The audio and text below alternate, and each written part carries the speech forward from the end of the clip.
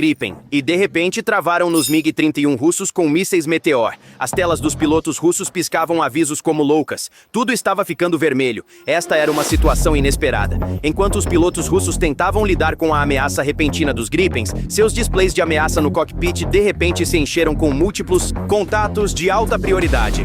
De repente, F-35A Lightning II apareceram.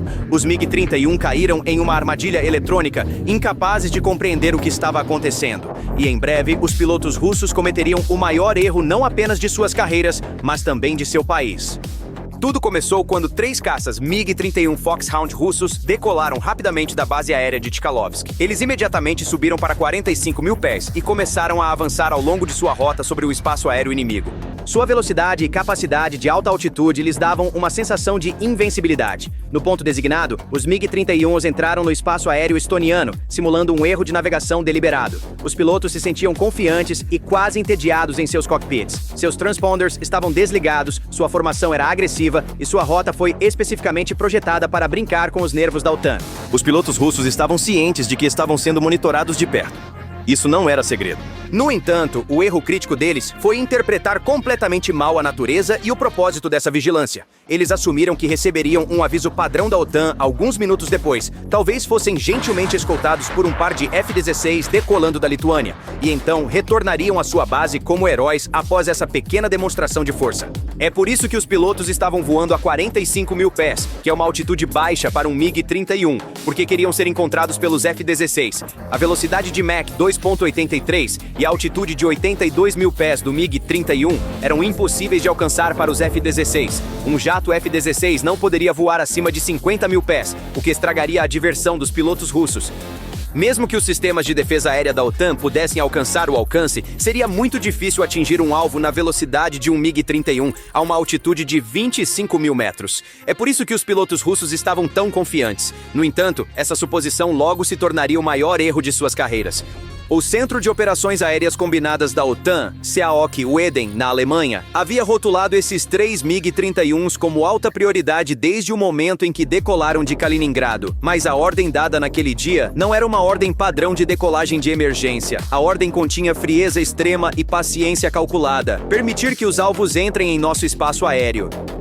Isso não foi um momento de fraqueza, foi uma oportunidade inestimável, e o que se seguiu tornaria o MiG-31 russo completamente inútil. À medida que a frota russa de MiG-31 avançava sobre o Golfo da Finlândia, ao norte da ilha Hiiumaa da Estônia, cada minuto passado no espaço aéreo estoniano aumentava a confiança dos pilotos russos. No 5º minuto, no 10º minuto, eles estavam brincando nos rádios, interpretando a falta de resposta da OTAN como covardia. O poderoso radar Zaslon-M de varredura eletrônica passiva, PESA, estava escaneando uma ampla área, mas não detectava nenhuma ameaça. A tela mostrava apenas tráfego civil e espaço vazio. No entanto, enquanto procuravam por algo, eles próprios já haviam sido localizados, classificados e alvejados. Enquanto pensavam que estavam voando sozinhos no espaço aéreo estoniano, de repente, se tornaram os convidados de honra em uma festa muito lotada. Cerca de 80 quilômetros a sudoeste, 2 F-35 decolaram da base aérea de Emari, na Estônia. Esses 2 F-35A Lightning II italianos em missão de patrulha estavam voando em modo completamente passivo, a uma altitude muito mais baixa e em completo silêncio eletrônico. MCON, os 2 F-35 italianos estavam rastreando os MiG-31 passo a passo. Os radares AN/APG-80 e um AESA dos F-35 operando em modo LPI, baixa probabilidade de interceptação, que é quase impossível de detectar, registraram cada movimento, velocidade, altitude e calor do motor dos MiGs, criando um arquivo de alvo de qualidade de arma para eles. No entanto, a presença dos F-35 não pôde ser detectada pelos receptores de alerta de radar de geração mais antiga dos MiG-31, RWR. Portanto, os pilotos russos não sentiram nenhum perigo. Os F-35 estavam operando como aspiradores eletrônicos. Cada sinal eletromagnético emitido pelos radares dos MiGs, links de dados e sistemas de comunicação, cada salto de frequência, cada flutuação de potência, estava sendo captado, gravado e instantaneamente transmitido via AWACS para os centros de inteligência da OTAN para análise. Esta foi uma autópsia da alma eletrônica do jato de combate mais importante da Rússia, e os outros participantes na cena também haviam tomado seus lugares. A dezenas de quilômetros a oeste, 2 aviões JS-39 Gripen E de fabricação sueca, alimentados pelo enlace de dados Link 16 proveniente dos F-35, estavam voando em uma rota paralela com seus radares desligados. Estes não eram Gripens comuns, eram as versões de topo da frota. Embora não tivesse um apelido oficial nos círculos de aviação, era um segredo aberto que o Gripen E foi projetado com um único adversário principal em mente: caças russos avançados e sistemas de defesa aérea. Seu radar Raven ES-05 AESA, sofisticado conjunto de guerra eletrônica EW e interferência, e mais importante, sua capacidade de usar os sensores de todos os outros elementos amigos em uma rede como se fossem seus próprios olhos, fizeram dele um verdadeiro caçador russo. Sua missão era cegar eletronicamente o inimigo antes de vê-lo, caçá-lo usando dados da rede e desaparecer se necessário. Uma única ordem veio do Kaok Weden para os caças Gripen: engajar. Justo quando os pilotos russos pensavam: isso é fácil demais, o mundo em seus cockpits de repente desmoronou. Primeiro, as telas dos radares Zaslon-M se encheram de sinais sem sentido, interferências e alvos falsos. Por um momento, eles pensaram que era uma falha do sistema, mas então seus sistemas de comunicação também cortaram com estática. Segundos após o ataque eletrônico, os receptores de alerta de radar do MiG-31 começaram a gritar com uma intensidade e potência nunca antes ouvidas com o travamento do radar. Isso não era uma falha. Isso era um ataque. Em questão de segundos, olhando pelas janelas do cockpit, eles viram 2 aeronaves JAS-39 Gripen E em posição de subida, as pontas das asas carregadas com mísseis Arar de última geração, Meteor e Iris-T. Ambas as aeronaves Gripen E haviam ativado seus radares e travado em todos os 3 MiGs simultaneamente. Sem sequer estabelecer contato visual, as aeronaves Gripen E haviam completamente incapacitado a consciência eletrônica da frota de MiG-31 usando seus avançados sistemas de guerra eletrônica. Eles os deixaram cegos e surdos. Quando os pilotos russos os notaram, os Gripens já haviam se movido para posições de tiro ideais e liberado os bloqueios de seus mísseis. Foi uma surpresa tática completa. Enquanto os pilotos russos se recuperavam do choque dessa ameaça repentina, suas telas de ameaça se iluminaram ainda mais com a ativação dos F-35. Agora, eles não estavam apenas cegos e surdos, mas também completamente encurralados. No meio desse caos, 2 caças Gripen apareceram calmamente e profissionalmente bem ao lado dos MiG-31, como se estivessem em um voo de treinamento. As cabeças buscadoras dos mísseis Meteor sob suas asas estavam apontadas para as aeronaves russas. Os mísseis Meteor deixaram os MiG-31 completamente indefesos porque estavam viajando a Mach 4+. A voz do piloto sueco surgiu na frequência de emergência fria como gelo. Caças russos, vocês estão no espaço aéreo da Estônia e da OTAN há 12 minutos. Seus sistemas eletrônicos estão sob nosso controle. Seus radares estão inoperantes. Múltiplos mísseis estão travados em sua posição. Vocês têm uma opção: retornar imediatamente ao espaço aéreo russo. Isto não é um aviso. É uma ordem. Para os pilotos russos, aquele momento foi o fim de todo o treinamento, toda a propaganda e todas as suposições. Sua velocidade e altitude superiores eram inúteis. Seus radares poderosos não eram diferentes de pilhas de metal. Enfrentavam uma força que já os havia derrotado eletronicamente, aprisionado taticamente e agora os dominava visualmente. O líder da frota russa estava ciente do desastre tático em que se encontrava. Estavam em menor número, tecnologicamente inferiores e, mais importante, completamente despreparados. Quando tentaram relatar a situação ao seu próprio controle em terra, a única resposta que receberam foi a ordem: voltem! Voltem imediatamente! 3 MiG-31 recuaram com uma curva acentuada, como um bando de pássaros fugindo de um predador. Os caças Gripen não os deixaram ir até que tivessem saído completamente do espaço aéreo estoniano. Enquanto isso, os F-35 continuaram a gravar toda a retirada, as manobras desesperadas dos pilotos russos e suas tentativas de comunicação, seguindo-os como espectros invisíveis. Nenhum tiro foi disparado no final desta operação, mas esta foi uma derrota muito mais esmagadora do que qualquer confronto físico. A OTAN não apenas protegeu seu espaço aéreo, mas também demonstrou em uma exibição de 12 minutos digna de lição como um dos caças mais avançados poderia ser impotente contra um conceito moderno de guerra centrada em rede. Os pilotos russos retornaram às suas bases não apenas com um relatório de missão, mas também com a realidade chocante de quão atrasada sua tecnologia e táticas haviam ficado. Após este incidente, qualquer violação deliberada e agressiva do espaço aéreo da OTAN seria enfrentada com força letal sob condições predefinidas. Esta decisão teve o apoio total da Estônia, Polônia, Suécia e Alemanha. Até o presidente dos Estados Unidos, Trump, deixou clara sua posição. Bem, eu não gosto disso. Eu não gosto disso. Eu não gosto quando isso acontece. Esse comportamento desonesto não deve ser tolerado. Eles devem ser abatidos, se necessário. Então, os jatos da OTAN poderiam abater o MiG-31. No papel, as capacidades do MiG-31 Foxhound eram formidáveis, com um teto de serviço superior a 80 mil pés, aproximadamente 25 quilômetros, e uma velocidade de Mach 2.83, quase 3 vezes a velocidade do som, era o caça operacional mais rápido e de maior altitude do mundo. Então, como um alvo assim poderia ser parado em um combate aéreo? Vimos como ele poderia ser parado em baixa altitude no dia 19 de setembro. Guerra eletrônica avançada, compartilhamento de dados em rede e uma combinação de caças de quarta e quinta geração tornaram a velocidade do MiG-31 insignificante. Mas a situação era diferente em alta altitude em seu próprio território. A resposta estava no fato de que as forças do MiG-31 eram também suas maiores fraquezas. O MiG-31 não é um caça de combate aéreo próximo.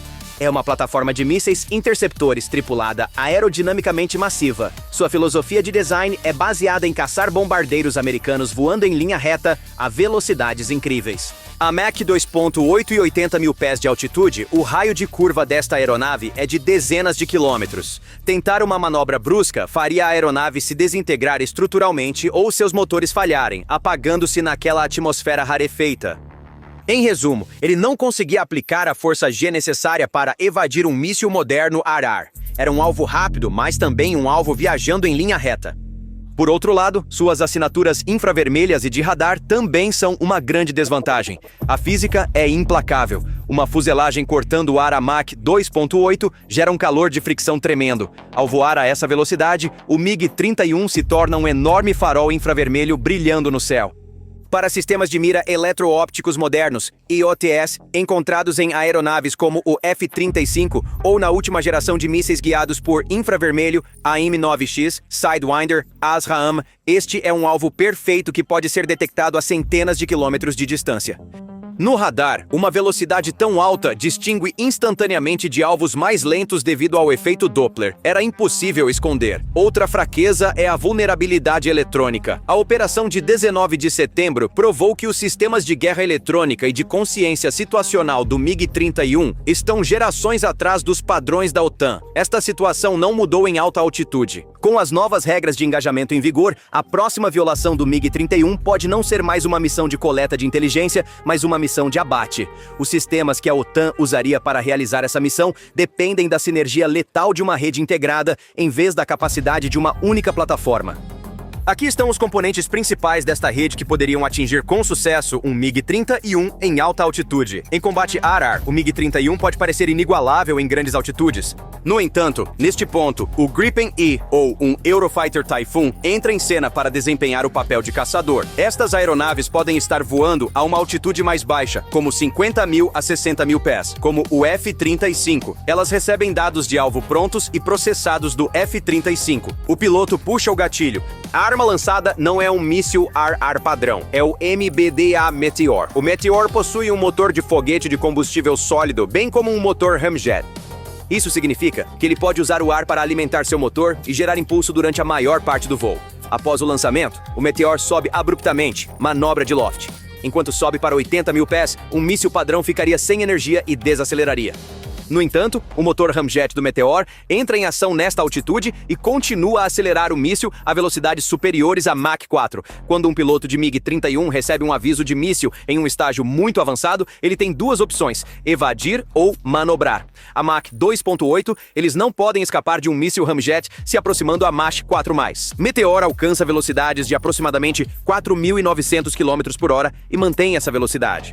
É fisicamente impossível para um MiG-31 viajando a Mach 2.83, aproximadamente 3.465 km por hora, evadir um alvo que se aproxima continuamente a Mach 4+. Tentar manobrar também é fisicamente impossível, como mencionado anteriormente. Graças à sua enorme zona de não escape, o Meteor retém sua energia e manobrabilidade até alcançar seu alvo. Para o MiG-31, esta é uma situação completamente sem esperança. Outra impossibilidade em relação à fuga do MiG-31 é que o míssil Meteor tem um alcance de 200 km. No combate ar-ar, Há muitas variáveis, como direção de disparo, ângulo e assim por diante. No entanto, em um confronto frontal, um míssil Meteor tem alta probabilidade de alcançar e abater um MiG-31 voando em alta velocidade a uma distância de 100 a 130 km. Mesmo no cenário mais desafiador, ou seja, engajamento traseiro em alta altitude, o míssil Meteor ainda pode interceptar o MiG-31 a uma distância de 30 a 50 km. Outra opção para combate ar-ar é a versão mais recente do míssil padrão BVR da OTAN, o AMRAAM. Este míssil representa uma ameaça séria para o MiG-31. Graças ao seu alcance aumentado, motor de foguete mais avançado e link de dados bidirecional, o AIM-120D pode receber atualizações de alvo de plataformas como o F-35 ou AWACS, mesmo após o lançamento. O motor foguete impulsiona o míssil a aproximadamente Mach 4, cerca de 4.900 km por segundo. Embora comece a perder essa velocidade no final do voo, essa vantagem inicial de velocidade avassaladora rapidamente fecha a diferença com o MiG-31, que voa a Mach 2.83. Isso força o piloto do MiG a realizar manobras defensivas que consomem velocidade e energia para sobreviver, tornando-o um alvo mais fácil para um segundo Meteor ou outro míssil vindo por trás. Na sala de operações em Kayak-Weden, quando os ícones vermelhos no enorme ecrã deixaram o espaço aéreo estoniano e se dirigiram para leste, não houve alívio na sala, mas uma satisfação silenciosa. A provocação da Rússia não apenas foi neutralizada, mas também transformada em uma oportunidade de inteligência. O erro crítico dos russos foi assumir que a presença da OTAN nos Bálticos era meramente uma força simbólica de policiamento aéreo. O que eles realmente encontraram foi um sistema de defesa aérea integrado, dinâmico e letal, capaz de gerenciar diferentes gerações de caças de diferentes países através de uma única rede com fluxo de dados em tempo real. O que aconteceu no espaço aéreo estoniano em 19 de setembro não foi apenas uma operação de interceptação bem-sucedida. Foi um evento que abalou e remodelou fundamentalmente o paradigma de defesa da OTAN nos Bálticos. A atmosfera estava tensa na reunião a portas fechadas. Representantes da Estônia, Polônia e Suécia, então, o mais novo membro da aliança, argumentaram que a política de escolta cortês de longa data agora era percebida pela Rússia como uma fraqueza. Eles afirmaram que a Rússia conhecia os limites das regras de engajamento da OTAN, ROE, e estava constantemente ultrapassando esses limites sem pagar qualquer preço. Foi enfatizado que a operação de 19 de setembro havia demonstrado superioridade tecnológica, mas que a próxima provocação poderia ser muito mais perigosa. Com o apoio da Alemanha, uma nova proposta, muito mais rígida, foi colocada na mesa: o restabelecimento da dissuasão. Isso não era uma declaração de guerra, era uma mensagem clara para o outro lado sobre qual seria o próximo movimento no tabuleiro de xadrez.